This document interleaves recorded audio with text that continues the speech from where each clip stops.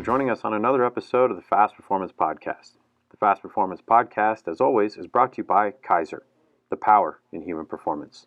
We appreciate you joining us. We hope you enjoyed today's episode. Hello and welcome, everybody. Joel Rather here with the Fast Performance Podcast alongside my cohort, JC. Here again and excited to dig into another podcast today, taking maybe a little bit of a different route. We have someone on the podcast today that I've known for quite a while, has been in this space and around it and has a wealth of knowledge with regards to it. And so we want to introduce Marcelo Aller. Marcelo is the VP of Sales and Marketing for Mio-labs.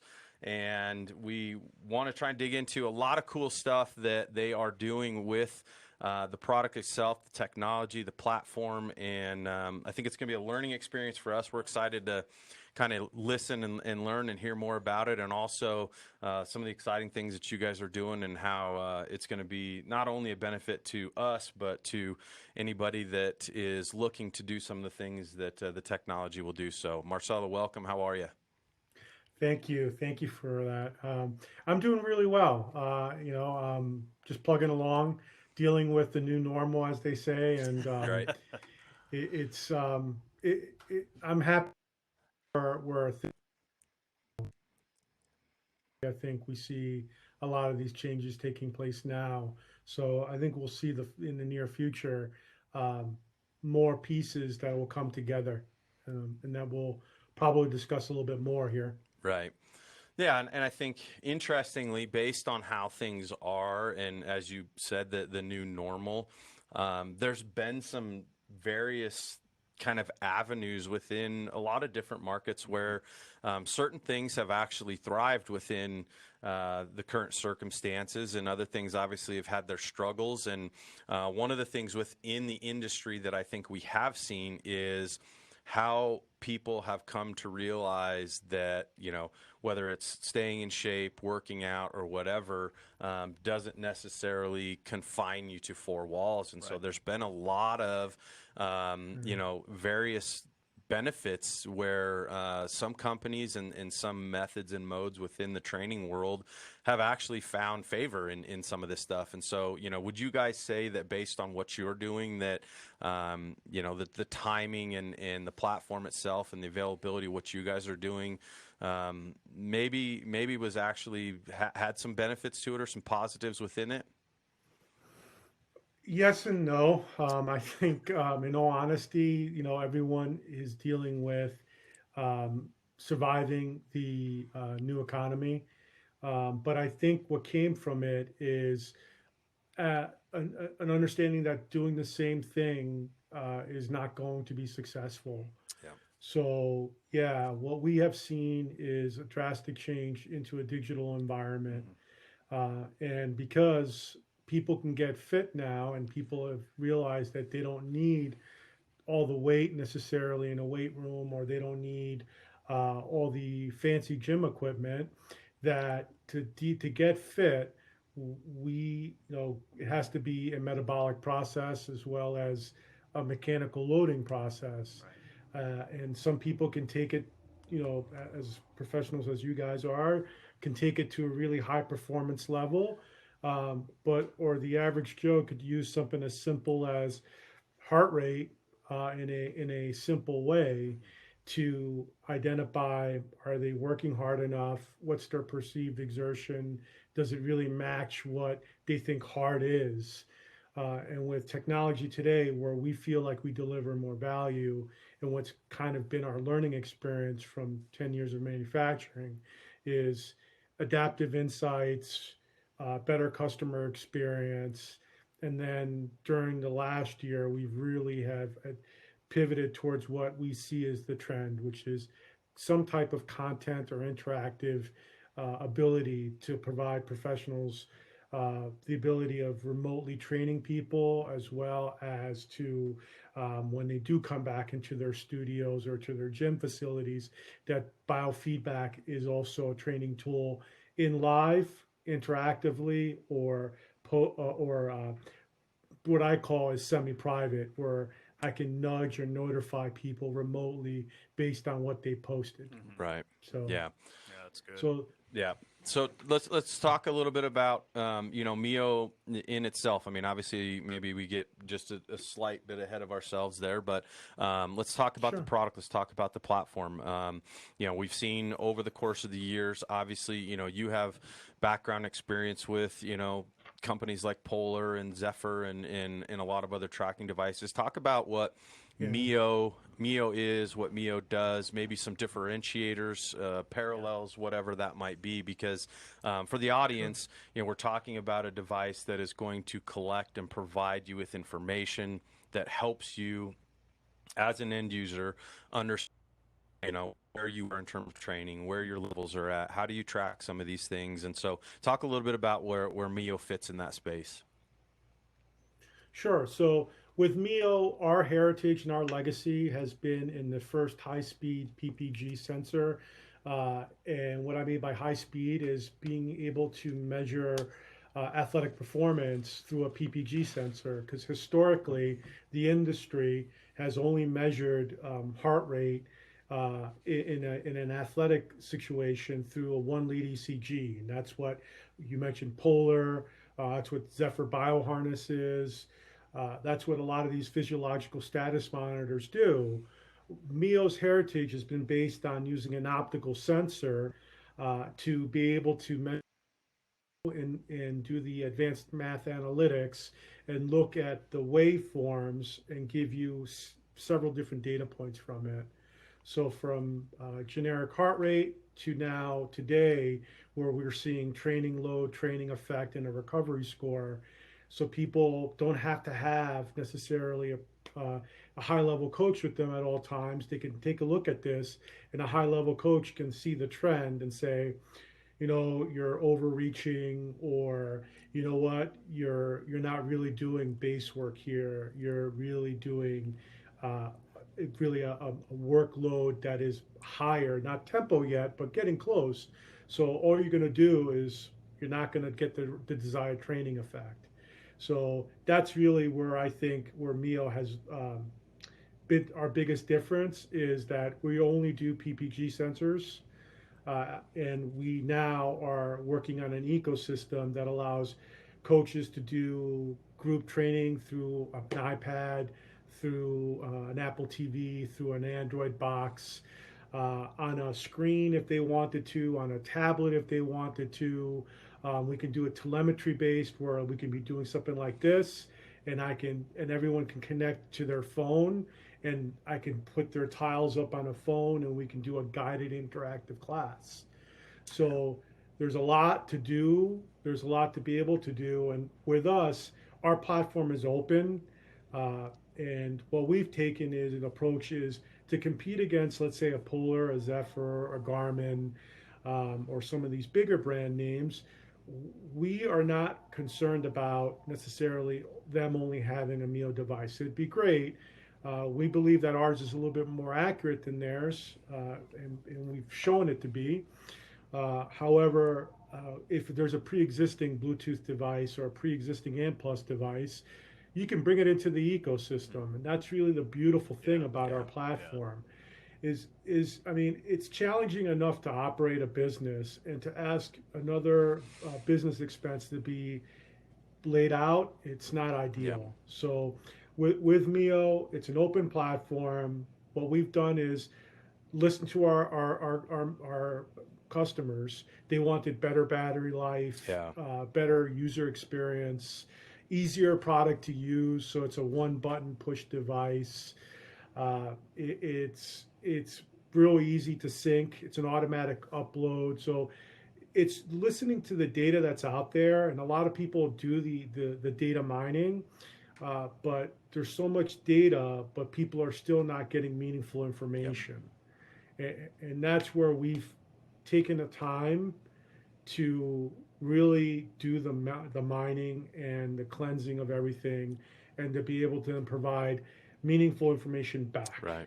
So instead of rushing something out. Yeah. And I think some of the things that you touched on there, and I want to get into some of the specs and just so that people get a better understanding of it. Number one, I think for me, The thing that's probably the most enticing to me from a multitude of perspectives is the way with which the user utilizes the device in itself. You guys identified something that, I wouldn't say it's a problem, but I think that you guys created a better solution. You look at evolutions of things, which, and what I'm referring to is how you actually use the device. And in most cases, a lot of the devices are a chest-based device.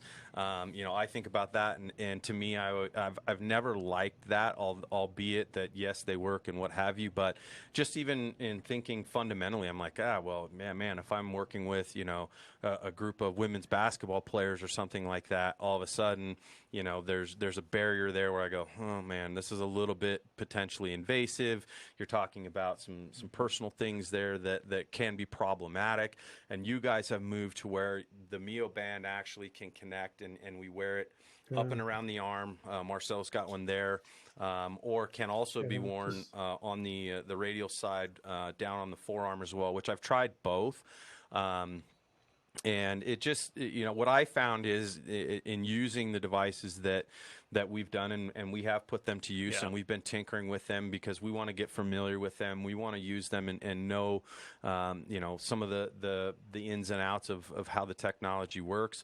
And what I found is I've actually just worn it for an entire day just to, just gather information, and see, what I find out and track some things. And as a day goes on, I find myself realizing that I don't even necessarily have it on. Right. And I think that there's such a benefit, I think, in how easy it is to use from that perspective. And then battery life, you mentioned that. 24-hour battery life on the band it's a game changer. I mean, I looked at it and I'm like, holy crap. I mean, I could, if I was just going to use it for training and training alone, and you and I have spoke about some other things that we're doing in the outdoor space where we want to do some longitudinal stuff. If I'm wearing a lot of other, competitors, if you will, my battery life is going to be extremely hindered by being able to collect data in a longer, amount of time. And so there's some problems that you guys have that makes it so much more user friendly. And then, as you said, I don't have to, learn how to do a whole lot. I push a button, I connect it, and you guys have, just solved a lot of those problems in terms of, I don't want to have to go in and then connect it to something and then download it here and then upload it over here and do all these things.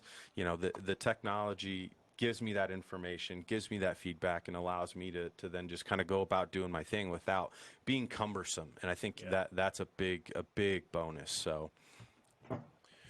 Appreciate that. I have a question. It's been. Go ahead, Marcelo. No. Yeah, the one learning that we have had is wrist-based units have presented a challenge that we've learned. When we launched, it was a wrist-based unit, and I think that's what you were implying is, we got better and smarter because in a gym environment, flexion and extension of your wrists, the vasoconstriction, and then the location where your carpal bones have. It's not an area where you're going to see a lot of veins and it going through bone. Right. So it's limited. And yes, we've gotten better with the signal processing, but the better application for at least an athletic environment where we can track that fitness data is definitely getting closer to the arm. But then eventually into the inner ear canal as well is an ideal spot. And other places that we've actually seen some researchers, a researcher grabbed the device and placed it on their skin, on their cranium itself, and they were able to measure heart rate through. And it's really interesting because there was another product that's no longer in the market space that was just solely based on that application. But you also see it with other manufacturers as well. They'll use it on their swimming cap or swimming goggles and affix it to their skull. And it's just another area because what we're looking at is blood flow. And I mean, listen, a chest belt is the golden standard. However, the adoption and the body sizes and different body types sometimes it's a challenge to get consistency out of that. Also, conductivity is the big issue with a chest belt. And I mean, truth be told, to all your listeners, I have, as you mentioned, I have a history in the digital space. I've worked with various different types of companies. I've launched different types of products, from Polar products to Zephyr products, as you mentioned. And now with Mio, I'm back actually with Mio. When I was with Mio a couple of years ago, it was a different role. But for us in this relaunch was exactly taking all that learning experience. But the upper arm has really presented for me. To your point, I'm the same way. I can put it on. I've done half marathons with this.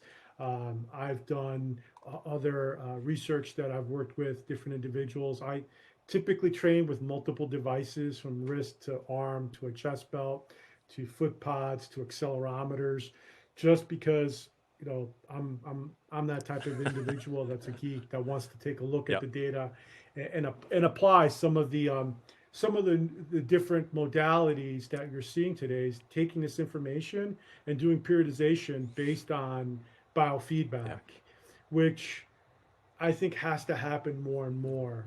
We need to separate the eye of the coach, even though it's very refined and they see things that other individuals can't. That for an incoming coach that has the reps yet and doesn't really see it yet, biofeedback or a camera provides a lot more meaningful information back. That's where I feel this last year has benefited everyone.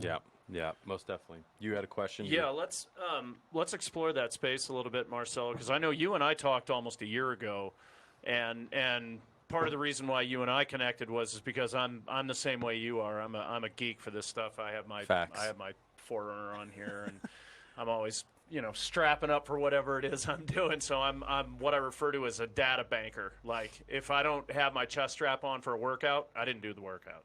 It's not a workout. Right? So maybe explain to our listeners a little bit. When I first had my query about Mio, you go from limited accuracy level to a high accuracy level. In other words, the watch I have on my wrist, I don't count on this for tracking heart rate above 100 beats per minute, ever. And by and large across the industry, that's that's the standard. Like you said, the gold standard is the chest strap. Why would our listeners think for any reason that the Mio Pod band around the arm could be, or around the forearm even, could be as or even more accurate than wearing a chest strap? So it depends on the modality. What we've seen now today in research is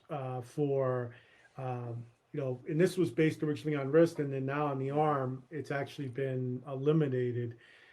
So what we've seen is it's just within the same window of a beat to 2 beats at most of a chest belt. So, and in some cases, it's spot on to a chest belt.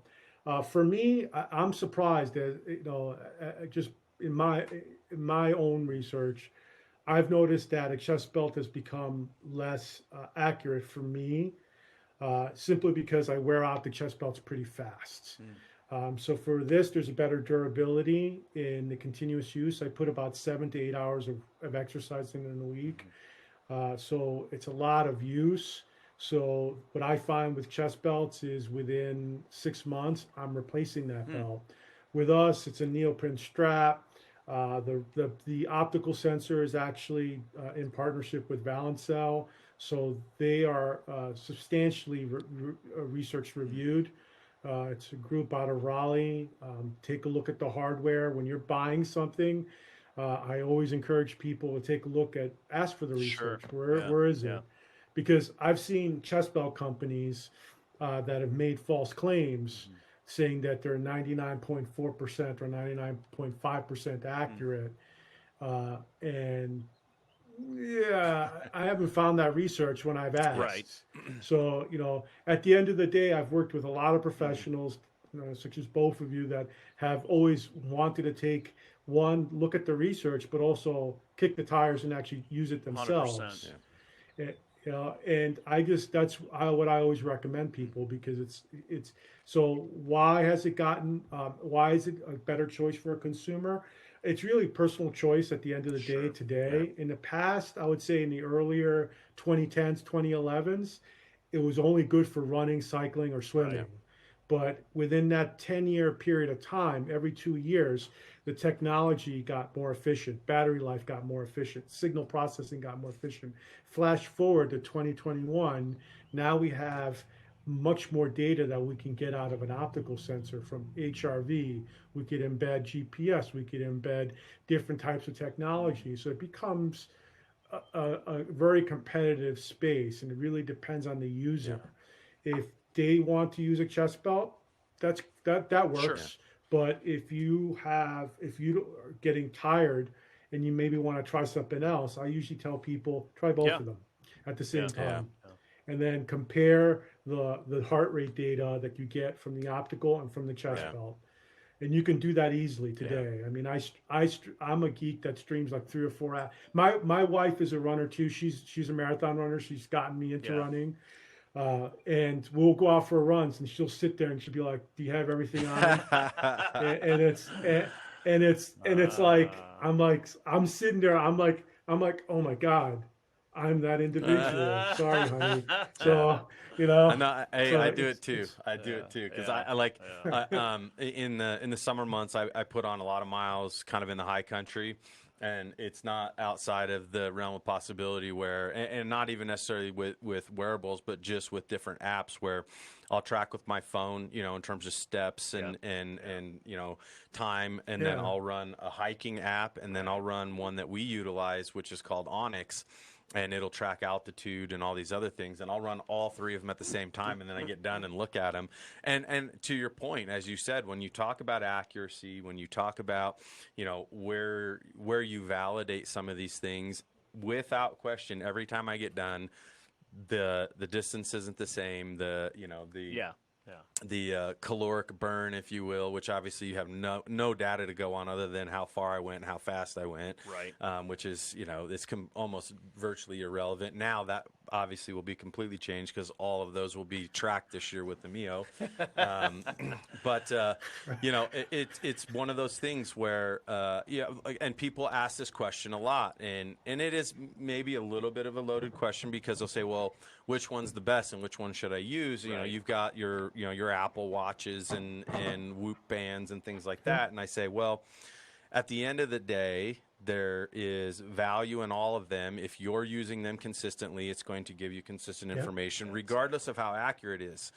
And that's the positive. The negative is that if I'm trying to actually really, as you mentioned, mine some of this information and want to create a higher level of value out of it, I need that accuracy to be better, especially if I'm goal-oriented with someone who says, this is where I need to be, or more importantly, if they're training for a specific event or season or something like that, where if I'm not getting very accurate data, guess what? The training won't match appropriately for us to actually get performance, outcomes. And that to me is a huge part of this whole equation. Yeah, I agree with you. It's my college professor used to say garbage in, garbage out, GIGO. And I routinely once a week I'll go to a quarter-mile track and I'll calibrate my foot pods. I will always wear my armband, but also I'll wear a chest band just to compare and to see what's spot on. And for me, I'm consistent, so I get the same numbers. So I can be comfortable on, let's say, long runs where I don't want to deal with the chafing around my chest and around my trunk. I'll run without it. I'll run just with my armbands. And if I want to compare it, I'll use a wrist-based optical, and then to your point, I'll compare a wrist-based GPS to my smartphone GPS, and I'm scratching my head going, why are they off? So it's like, can I calibrate an Apple GPS, or do I go by the Apple GPS, and how do I then do, what do I compare? What do I use?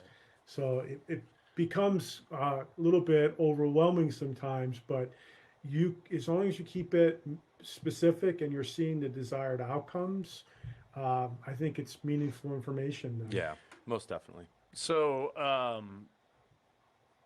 going back to Joel's point about how, with COVID hitting and the pandemic and everybody starting to work inside, I want to go back to your ANT plus connectivity piece and explore that space a little bit, because nobody can deny the popularity of A, indoor training, and B, more importantly, devices like the Peloton.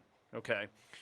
And so for me, until I got introduced to the Mio, I was a big Garmin freak and still use that to a certain extent sometimes. And I've been bouncing back and forth with the Mio on that. Now, my wife has Peloton, was not a fan of it because I'm not into training by shame. I shame myself enough when I get on a bike, so I don't need somebody yelling at me, telling me it was good for me to show up that day. But I did get on the bike and was kind of impressed with the tech that was on the bike, and the feeling of the flywheel actually was not that dissimilar from a Watt bike, which in my mind is the gold standard for athletes anyway, for those indoor cycling bikes. Anyways, to make a long story, it does a calorie tracking on the Peloton, but I also had my Garmin chest strap on, and I would go through an hour of 90 minutes or something like that of steady state or interval work, and the calorie tracking formulas were probably a swing of anywhere from 50 to 100 kcals between the Peloton and the Garmin.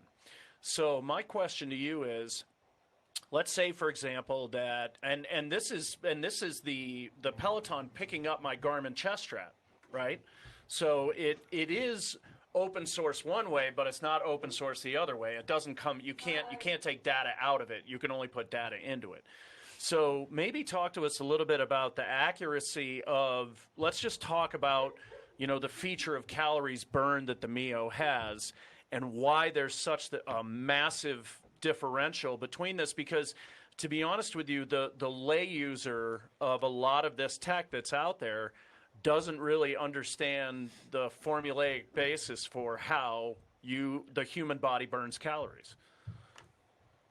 Yeah, we have to have known information about the individual, so their body weight, their height, and then their heart rate data will give us a better accuracy as far as calorie expenditure goes.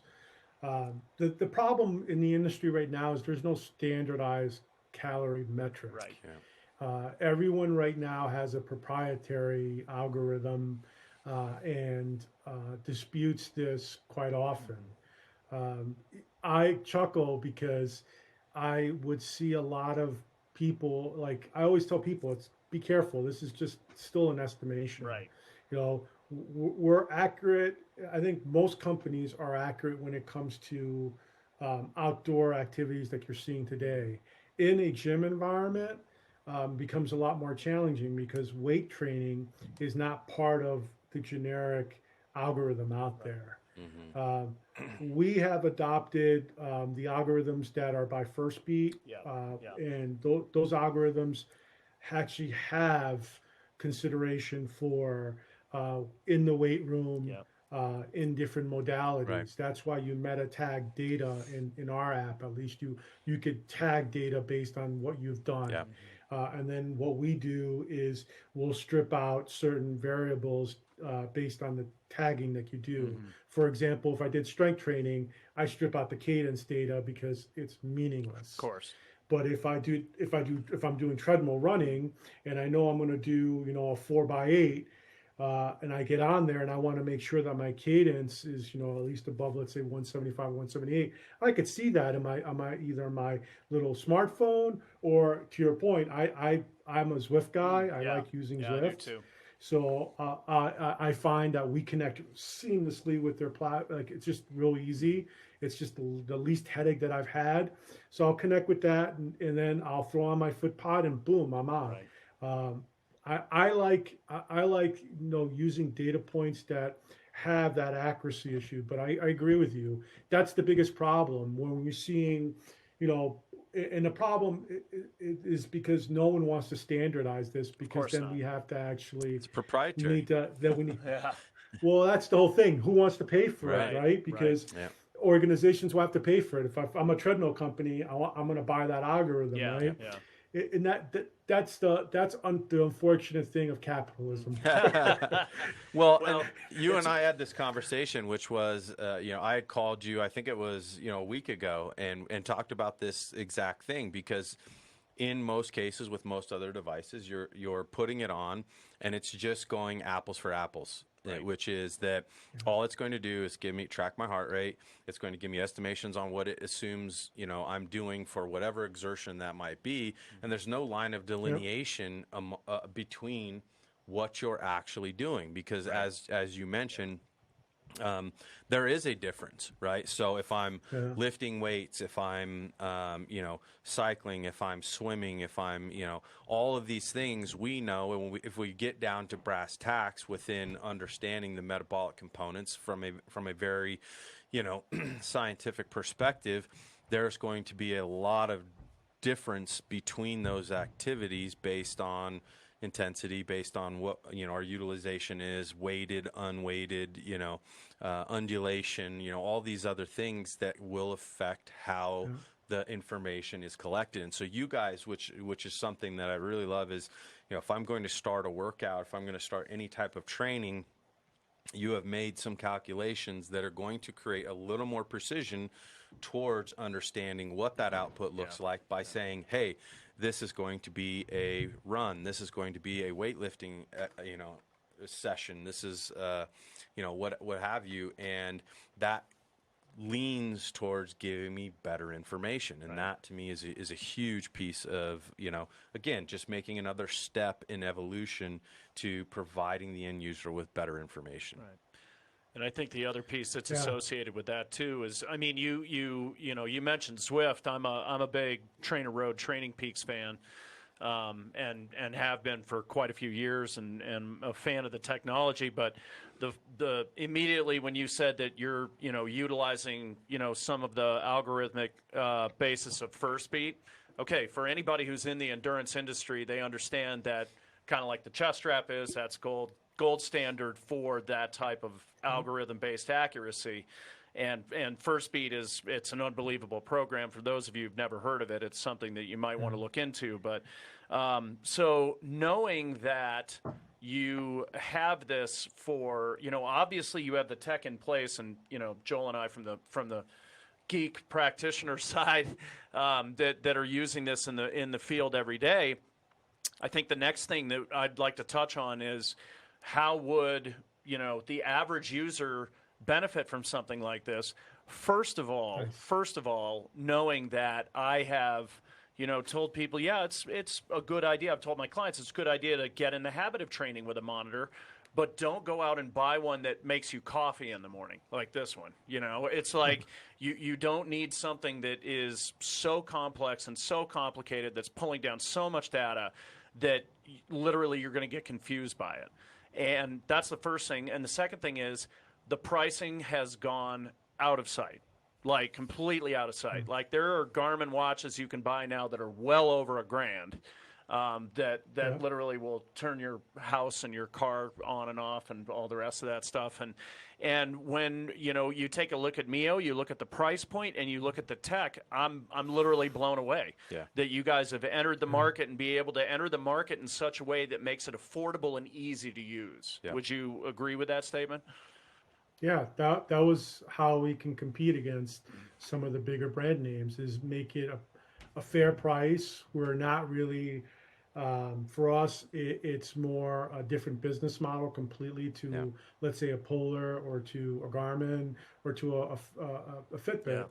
It's for us, we wanted to have a performance tracker that, one, was accurate, and then two, provided you meaningful information as you're working out. And what we do is we'll go into gym environments, and we'll work with gym owners as well, as besides strength and conditioning coaches and individual performance athletes, because the metric that you refer to can work with a recreational athlete or with an Olympian, because at the end of the day, it's with this big word that's being used a lot today. It's science.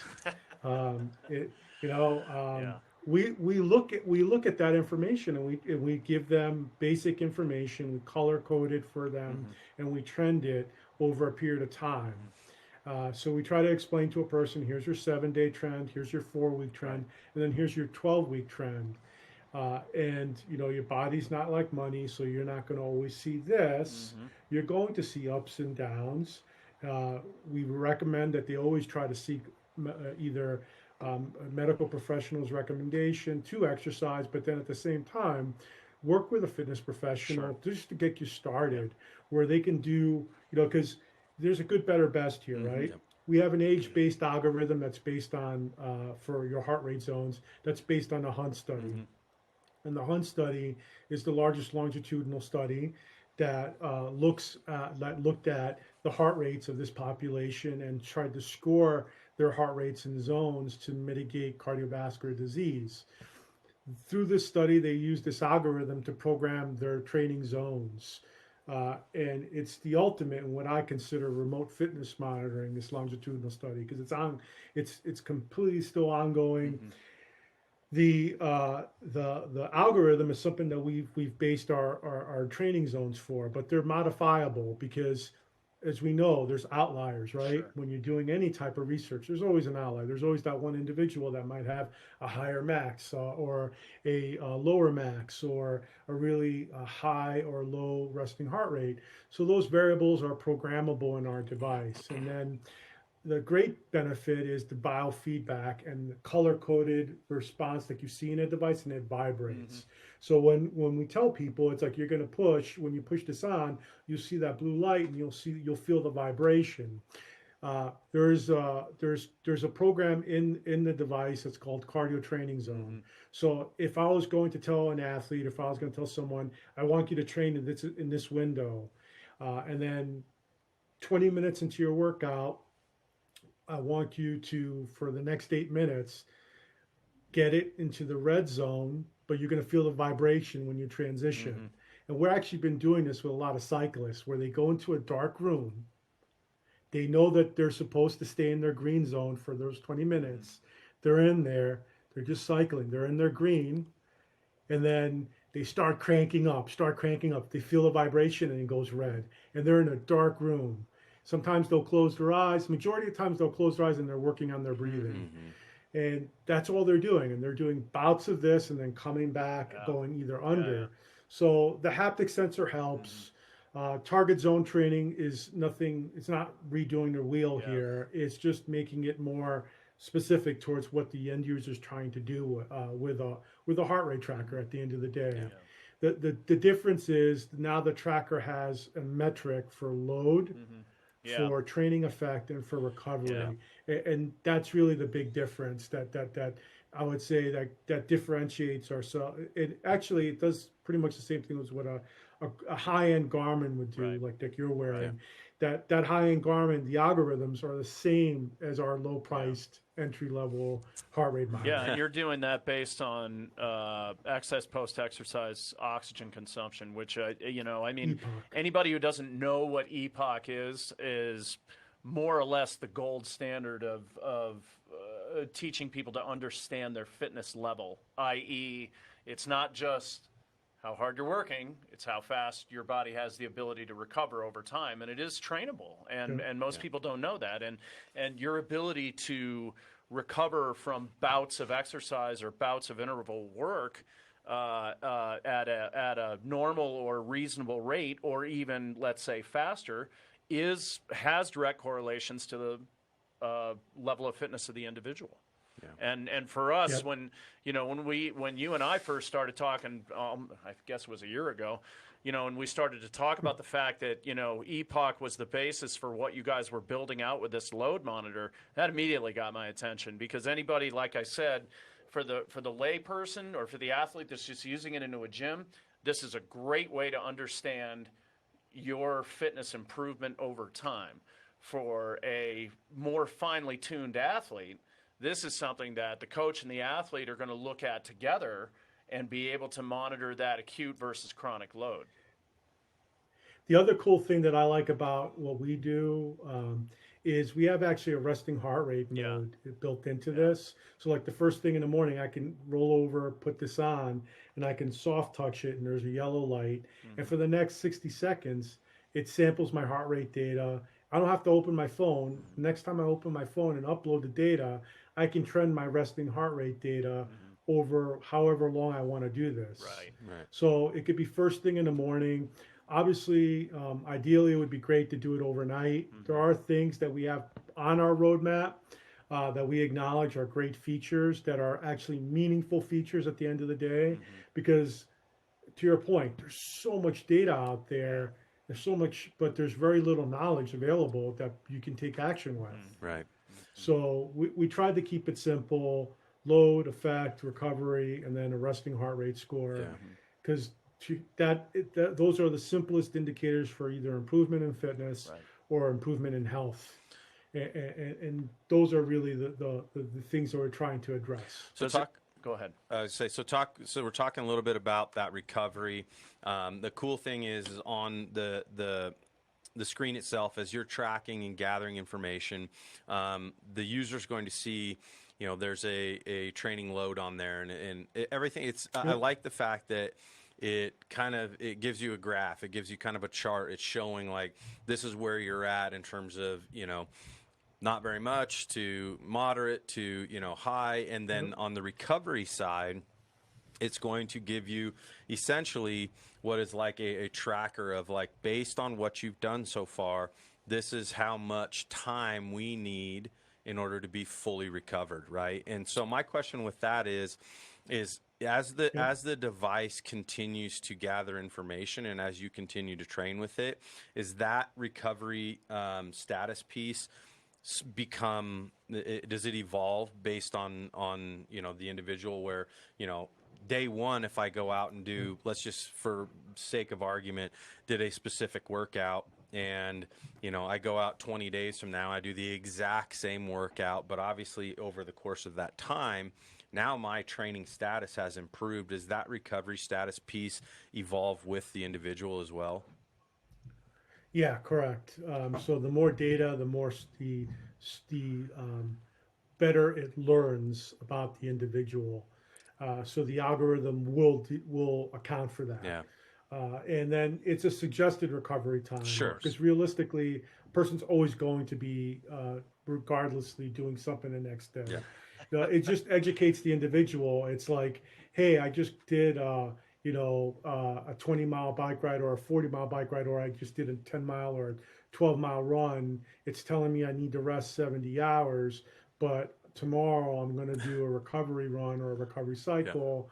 Do I not do it? And I get that all the time. And I'm like, no, do it. That means what's recovery though? Zone 1, zone 2, right? And if that's the case, then just stay in those zones. And there's even a recommended training effect score. So, in our app, in the connected view, we can give you live training effect that's accrued. So you can actually use that data as well if you're indoors. But if you're outdoors, you could even use that data as well. Yeah. I like pairing our device too if I'm outdoors with Strava. So it for me it's real. I'm out there. I share. I'm totally out there. I post with the devices that I'm training that day. Truth be told, I do ongoing product analysis for our company where I just did 6 months with Koros. Now I'm on to a polar unit. I did 6 months with a Nora ring. It's all learning for us as developers and as manufacturers, because what we're trying to do is getting an understanding of the consumer demand, but also that there is trends going on, but what are some meaningful information that's out there that a person that we can possibly offer and integrate as well. Yeah. So those are things that we take a look at in detail. Let's talk a little bit about, Marcelo, some of the other features that have evolved since the last time you and I talked. For example, the Mio Coach, which looks really incredible. The online portion of the app is something that I think there's a lot of potential space out there for other companies to get on board, because really right now, unless you're getting your workout tips off of YouTube, which I hope you're not, it comes down to probably a half dozen platforms like Catapult, Train Heroic, things of that nature that are allowing people to create content and put workouts online. So talk to us a little bit about this evolution here and where you guys are going with this. Yeah, our goal was to, again, we, instead of trying to recreate the wheel, we work with Peer Sports and to create a coaching platform that we designed the UI, we designed the UX, but they provided a lot of great content for that visualization that you're talking about. Coach is a platform that has over 1,000 exercises that are like you would find in a gym. Mm-hmm. Some are body weight, majority are you have a catalog of everything. Mm-hmm. So you have body weight, kettlebells, med ball, Viper, selectorized equipment from different brand companies, where I, as a coach, can create a workout regimen, whatever modality that I want to do, either on time, reps, sets, percentage of load, and send it off to someone. And from remotely, I could see when they get done, how well they performed, if they wore their wearable, they should have, and then be able to tell them if they sandbagged it or if they or I misprogrammed. And that's the beautiful thing about this. There's video content that they can watch. Mm-hmm. I can record my voice over it as well, cueing them, saying, hey, make sure you keep your back upright. Hey, make sure you keep your knees out on that squat, etc. So things that I know would be meaningful for event triggers, I can embed there as well. Mm-hmm. So there's some things that we take a look at with the coaching platform right now that is we've learned in our first year of trying to put this together that we want to do it right. We just don't want to release something, so it's still being tested with certain groups.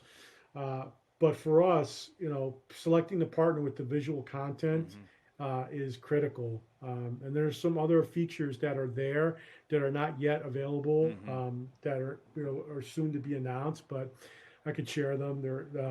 The cool thing about what we're going to be doing is being able to actually implement this not only in a semi-private environment that I'm talking about, is from my home, I can train someone in wherever they are. Sure. Or when I do open up my gym again, I could set up stations. Right. So I could set up stations and put that visualization over here on one TV screen, and then go over here and put my next set over here, my next group set over here, and I can still practice a little bit of social distancing and responsibility, but at the same time, be able to control this with technology and spend my time coaching. Yeah. And that's really the critical thing. So Coach will evolve, and then the other complement to that is Q, which is found in app now. Yeah.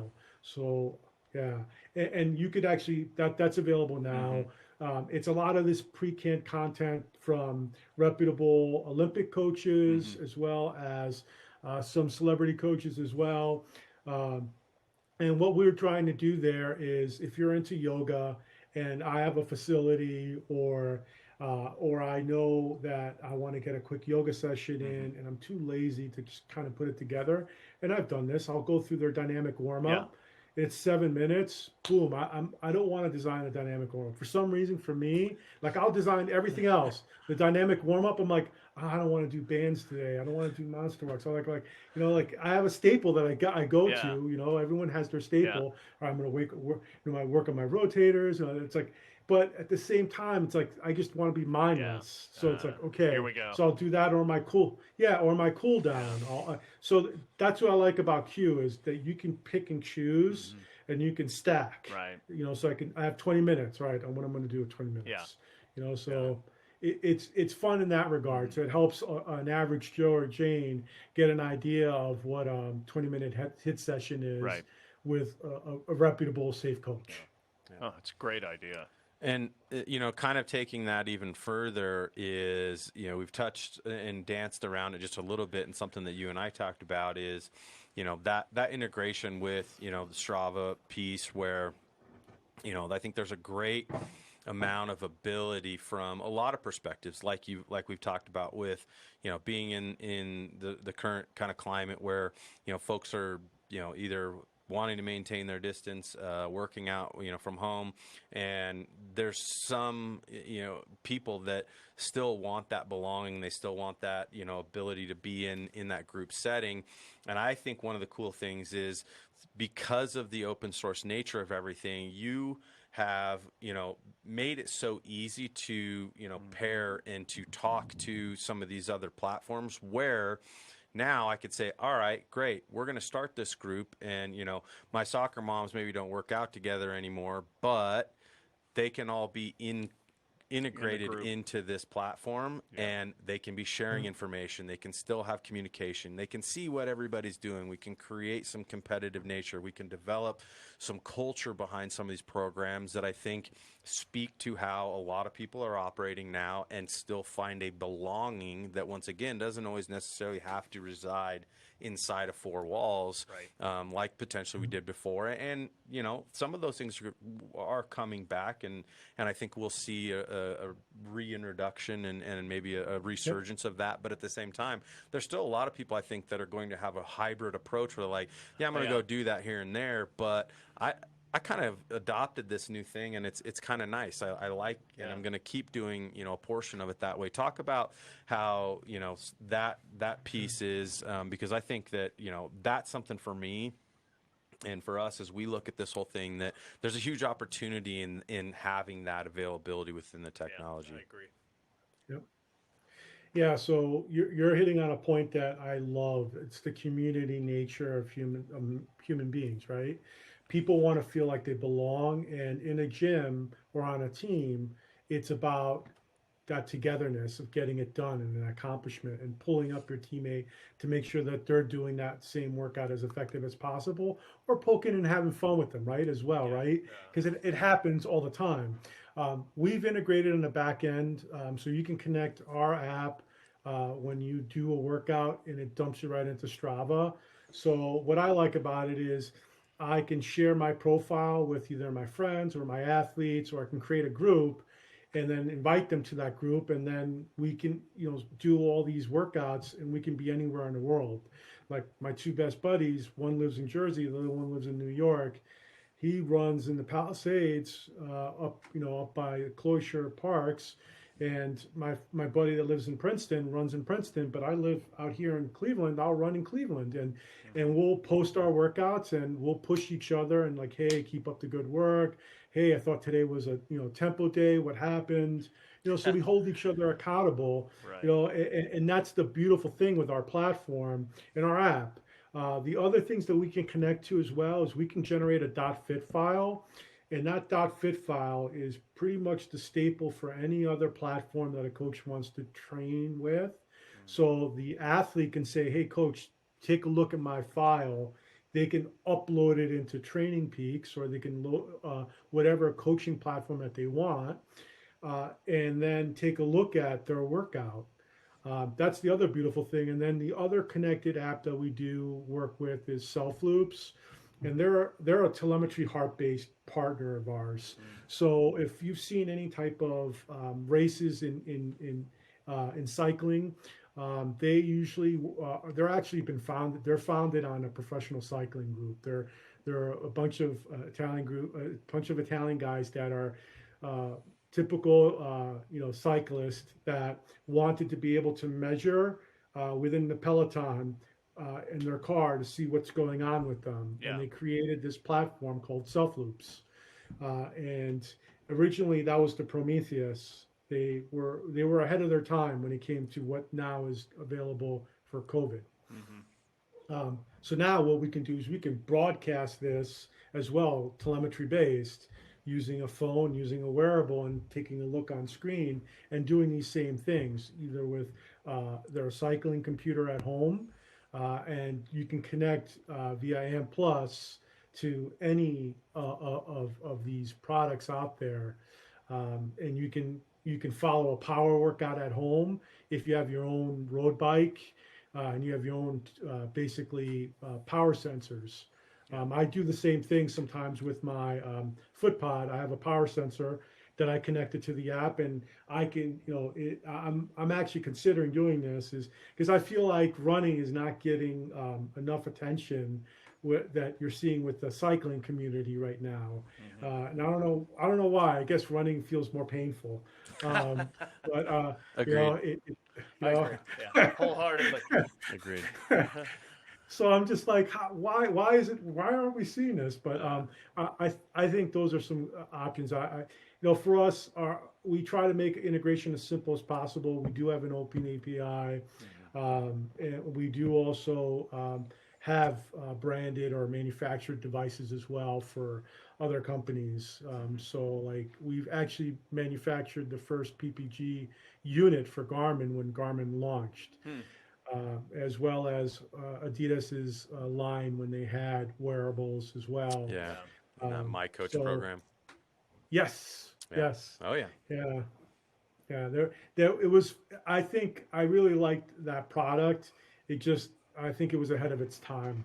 Yeah. So it just never. It never really connected as well because they're a shoe company at the end of the day. Yep. Right. You know? Yeah. Yep. The idea was there. The execution was not. Yeah. Well, it's interesting that a lot of those things that were so-called ahead of their time at that time suddenly got real popular in the last 12 months. Yeah. I mean, there were a lot of things that, people were like, oh, that'll never catch on. It'll never be interesting enough to make any sales. And some of them have maintained that lackluster sheen to it. But a lot of the other ones, like indoor training, for example, now all of a sudden is it couldn't be hotter than what's happening right now. Right. Yeah, I listen. Their sales have jumped, but we also have to acknowledge what the stock value is doing as well, and Right. it's trending down. Yeah. As well as their sales now are trending down because their competitor, or they're still trying to figure it out. Yeah. But I still think that they've made a lot of good business decisions. As an example, Peloton bought Precor, which for them benefits them because what it's going to happen now is we'll see more trade show floor spaces of Peloton devices. Yep. We'll see them more in a gym environment, Yep. which, listen, cycling is great. And to be honest, equipment like that, like treadmills and bikes, and have not been updated in such a long time. So this connected update was overdue. Yeah. And that's where we're seeing it across the board, from services to products. Right. I mean, smart dumbbells and smart kettlebells. You're And going smart to be mirrors and everything else. I mean, the whole mirror technology getting bought by Lululemon. That was a pretty bold move on their part, and you know what? They benefited from it.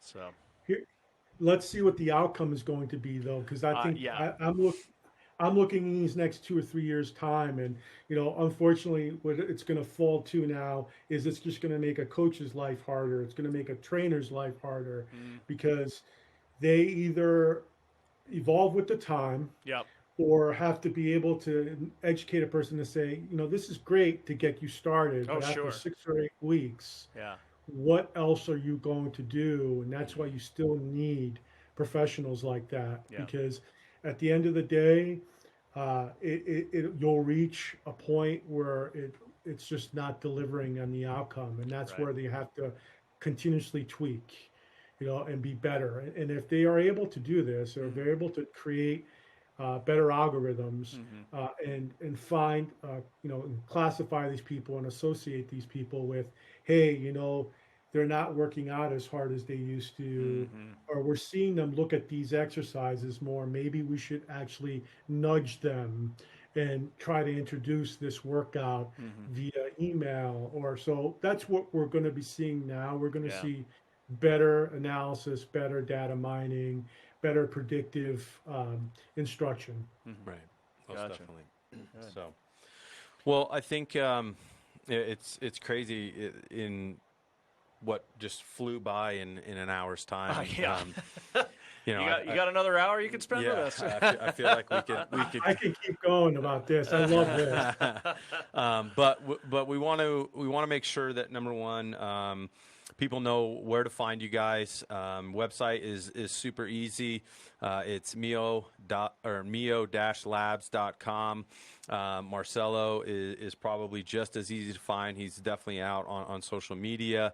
And the technology, as you said, is just, I like the fact that you guys have taken an approach which to me is maybe a little bit contrary to how a lot of other companies in similar space have done, which is wanting it to be very, to the chest. And, I think of it liking it to, where, take an Apple where it's like, well, it's Apple or nothing. Right. And you guys have said, well, no, we're going to bring you a better product that gives you better information. And it's open source. And we're going to leave it to be open. And, I got a unit for a friend of mine that is going to do some pretty cool data collection for us here in about another week or two. And he sent me his information last Saturday. He had went out on a hike, and he goes, it links straight up to my Garmin that I have because he's tracking elevation and some other stuff. And he sent me that information at the same time. And I'm like, oh, well, that sure makes things a heck of a lot easier. And so, those are some awesome things. So we want people to know that. We're going to provide you with all the information on, Mio, how to find them. You guys are running a tremendous deal right now. We talked about the affordability piece, so we encourage you check that out for sure. Yep. And we want to try and do, our part in terms of continuing to carry the torch, because it's something that we think is, you guys are scratching the surface of something that to me is going really to, special. create so much more opportunity. Just so everyone knows the promotion. Normally it's retailed at $99. Right. We've for a limited time. It's down to $59.99. Yeah. Correct. So it's uber affordable. I think it's well worth the money to pair with an active daily living device. It's a no-brainer. Yep. So definitely take advantage of it, and let us know what you think. Yeah. Yep, 100%. And that would be my message too, is even if you're utilizing something now, this is an enhancement piece that continues to provide you with more out you've done before. And from that perspective, it's not asking people to change everything. It's asking people to enhance their experience, enhance their information, and do it from a perspective where it's very cost effective, which to me is, I'm a lot of these things when they come out, I look at like, yeah, that's pretty cool, but I can't afford that. Yeah. I'm not going to invest $300 and $400 and $500 and $600 on something if I am not, that bought into it. And I think that you guys have hit that mark on that side of it as well. So, it's been fun to catch up, and we'll definitely, Likewise. we've got a ton more that we'll do offline, because obviously we're going to have more questions, and we're going to be pinging you for some help, I'm sure, and at the same time, continue to work creatively to be more up to speed on our end of it. I think we're just scratching the surface of what we can do with it personally, as well as collectively within the things that we're doing, and learn how to better utilize it so that we can better provide opportunities for information for those that we work with. So we appreciate your time. I look forward to seeing that. Yeah, and obviously Have a great day. Yeah, we're gonna share that and learn as we go. So thanks so much for your time, Marcelo. Once again, check the show notes. We'll provide all the information connectivity wise, and we'll look forward to a lot more from you guys, as well as offering these things and how to get your own Mio band as well. So until next time, we appreciate you joining us. Thanks so much. Thanks, Marcelo. Thanks.